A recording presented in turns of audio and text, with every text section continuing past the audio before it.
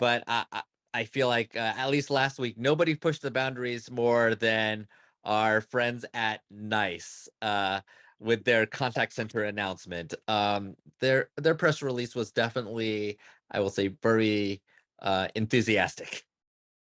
And oh, you're being very kind. The hyperbole was dripping off the page. It was sort of shocking from a couple of standpoints. I mean, I've certainly been talking to everyone that I'm working with right now about being very, very concerned. I mean, what I find amazing about the CIOs 6 months ago were already getting AI fatigue. They were already getting, exhausted by being bombed by this, particularly when so much of it was not novel. It was just the same old stuff. And so what makes this one very challenging to me is, the headline.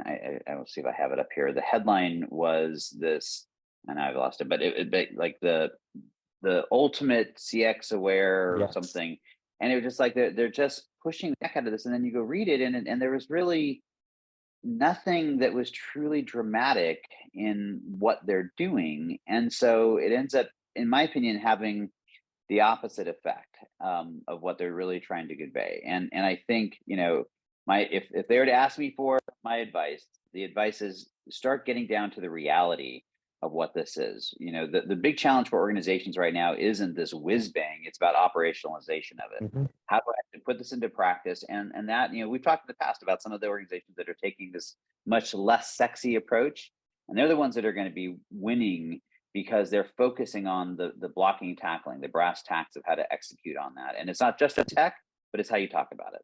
Yeah, and I'm sorry for picking on you, Nice, but like every paragraph I looked at this press release had something like saying this is the holy grail of AI, or we have created better guidance than the most expert of employees. There's just a level of hyperbole that is honestly not necessary at a time when everybody wants to use AI and everybody wants to align AI to enterprise use cases, but we need some level of functionality and guidance to get there. And frankly, NICE has been a best in breed contact center and engagement platform for some time now. It could have been a meteor press release. That's all I'm saying.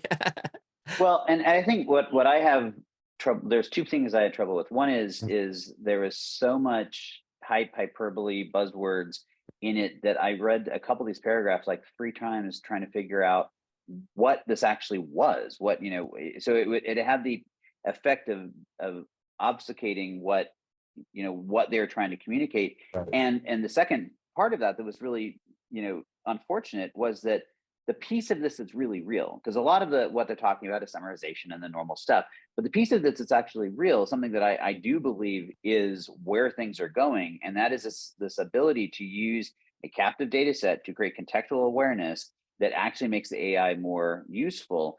And Mhm. Nice does have a solid data set to work from, that if you are deploying this out, you've got this really, because they've got a comprehensive set of, across their platform, that they're getting more data than most of their competitors are doing. And so that contextual layer is actually valuable, but it got so lost in this release that you had to really work to kind of get to that part of it. And that was just unfortunate.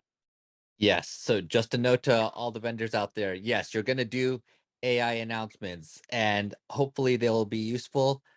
Please focus on what your customers are actually trying to do from a work perspective as you are writing out these press releases. Because there's real stuff, real issues, real things need to be addressed. We're Mhm. early stages. They just need to go there. But it goes back to the point you were bringing it, that there is so much pressure around all of this to get out there and try to break through the noise and static, because everyone is talking about AI. And so I'm sympathetic to the challenge that they're facing.